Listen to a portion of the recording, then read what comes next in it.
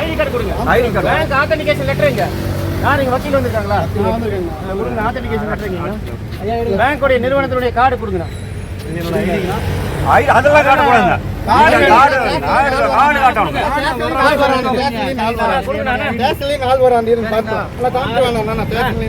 Court order இல்லாம வண்டி எடுக்க முடியாது.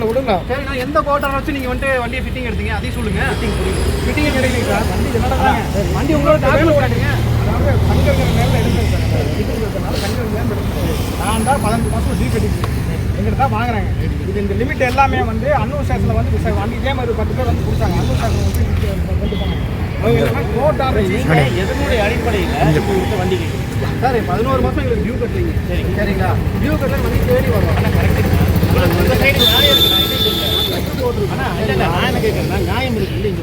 அதாவது 10 மாசமா 11 மாசமா நீங்க வர்றீங்க, தப்பு இல்லை, கேட்கலாம், உங்களுடைய உரிமை கேட்குறீங்க. நிறுவனத்துலேருந்து வர்றீங்க, அவர் டியூ கட்டல எல்லாம் ஓகே தான். பட் அதுக்கு சில ரூல்ஸ் இருக்கா இல்லையா உங்களுக்கு தெரியும் இருக்குங்களா? அதனுடைய அடிப்படையில் கேட்க அதுதான் நான் லெட்டர் போட்டிருக்கேன். என்ன லெட்டர்? அவரே சொல்றாரு நான் லீகல் லெட்டர் ரிசீவ் பண்ண. நான் கேட்கறது வண்டியை நீங்க எடுத்துட்டு போறதுக்கு எந்த நிறுவனத்தினுடைய அடிப்படையில் கேட்குறீங்கன்னு கேட்குறேன். இந்த அக்ரிமெண்ட்ல என்ன லெட்டர்? நான் வண்டி எடுத்துட்டு போறேன் சொல்லுங்க. இது வந்து இருங்க. Intimation of police report taking the position of the vehicle. நல்லா கேட்குறதுன்னா இது வந்து கோர்ட் ஃபீஸிங் ஆர்டர் கிடையாது. கோர்ட் ஃபீஸிங் ஆர்டர் இல்லைங்க. அப்போ இந்த வண்டியை நீங்க எடுக்க கூடாது. வண்டி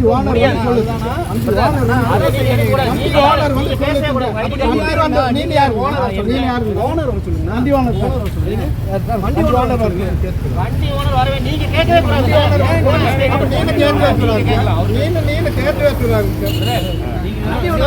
சட்டப்படி போங்க. முன்னாடி லைவ் எடு. நான் தெளிவாக சொல்றேன். சரிங்களா? வண்டி ஓனர் சொல்லுங்க.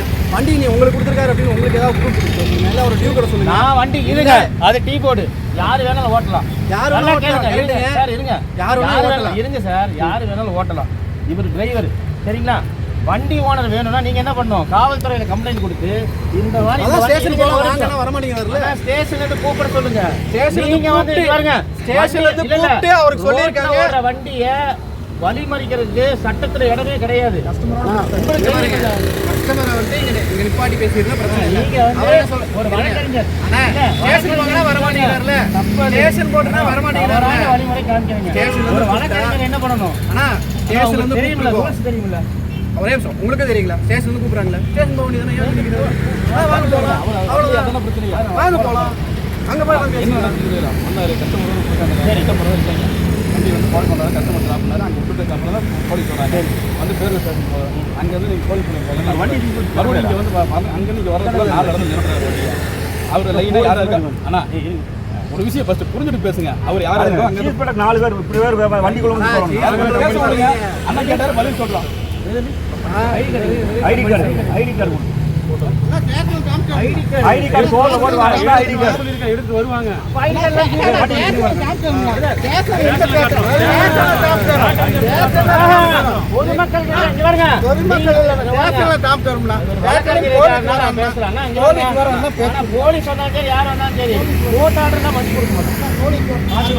எந்த கோர்ட் ஆர்டர் வச்சு நீங்க வண்டி எந்த அடிப்படையில் வண்டி கேட்குறீங்க? நீங்க யாரு?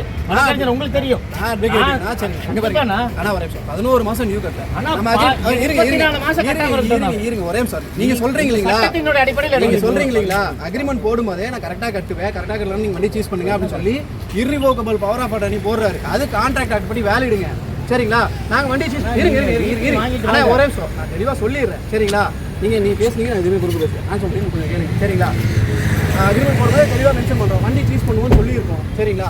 அப்படி இருந்தால் ஒரு இன்டென்ஷனலாக டிஃபால்டர் ஆகிறாரு அப்படின்னா அது அவருடைய தப்பு தானேங்க. டிஃபால்டர் ஆகிறது ஓகே, என்பி ஆகி ஓகே, நீங்கள் போயிட்டு எல்லாமே ஒத்துக்கிறேன். ஆனால் அதையும் போய் நீங்கள் ஆவணங்கள் வாங்கிட்டு வந்து நீங்கள் எடுக்கணும். நீங்கள் வழக்கறிஞராக இருக்கிறதுனால நீங்கள் நேராக போய் நீங்கள் எடுக்க ஓகே. நான் என்ன சொல்கிறேன்னா, அக்யூஸ்டை பிடிச்சி கொண்டு போகிறது யாரும் போலீஸோட வேலை இல்லைங்களா? போலீஸ் தான் அக்யூஸ்டை கூப்பிட்டு போய் உங்கள் நீதிமன்றத்தில் ஒப்படைக்கணும். அப்போ போலீஸ் தான் இதை வந்து எடுத்துகிட்டு போய் உங்கள்கிட்ட ஒப்படைக்கணும். இப்போ நீங்கள் கேட்குற கரெக்டு, நியாயப்படி வாங்க. நீங்க ஒரு வழக்கறிஞர்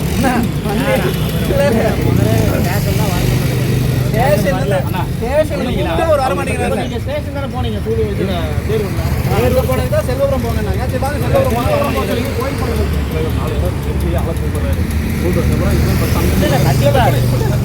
அதெல்லாம் நீங்க கரெக்ட் பேச தான். ஒண்ணுமே பேசல. என்ன ரீசன் உங்களுக்கும் தெரியும். இப்போ தான் வந்தீங்க என்னன்னு தெரியணும். இவர் அங்கேருந்து ஃபஸ்ட்டு இவர் தான் 100 கடிக்கிறாரு. அப்போ பேர் போனால் அங்கேருந்து அனுப்பி விடுறாங்க. வர வழியில் எல்லா பக்கம் இங்கே ஃபோன் அடிக்கிறாரு. உங்களுக்கு அடித்தாங்க தெரியாது, நமக்கு தெரியாது, ஃபோனில் பேசுகிறாரு. அப்போ இங்கே வந்து 3-4 இடத்துல நிறுத்திட்டார் வண்டியை. லாஸ்ட்டு நம்ம இங்கே வந்து லாஸ்ட்டு இங்கேயும் போட்டார். இங்கே இருந்தாங்க. அப்போ 100 கடிச்சு செல்வ விட்டார். ஸ்டேஷனுக்கு வாங்க போலீஸ் அவர்கிட்ட பேசினேன். வண்டி எடுக்கலாம் இந்த மாதிரி செல்வ ஸ்டேஷன் போயிட்டாங்க. இந்த இது கொண்டு வராங்க. ஆமாம் சரி வாங்க அவரும் இல்லை கேட்டுருப்பாங்க. அவர் கொண்டு வராங்க ஸ்டேஷன் ஏன் அங்கே வாங்க அவர்கிட்ட தான் பேசினார். கேளுங்க இல்லைன்னு சொல்லுவாங்க. என்ன வராங்களா என்ன பண்றாங்க போமா நம்ம போறதுனால போகலாம், அவங்க வராங்க.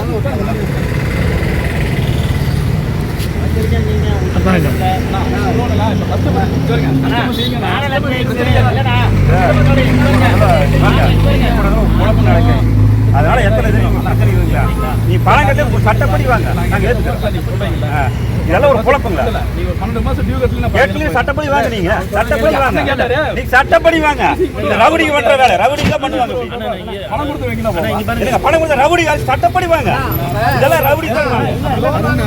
சட்டப்படி தான் நீங்க கொடுத்தீங்க. சும்மா பாக்கெட் கொடுத்தீங்களா? சும்மா பாக்கெட் கொடுத்தீங்க. அதே மாதிரி தானே எல்லாம் கையெழுத்து வாங்கி எல்லாம் கொடுத்துறீங்க. கையெழுத்து வாங்கி கொடுத்துறீங்களா? சட்டப்படி வாங்க.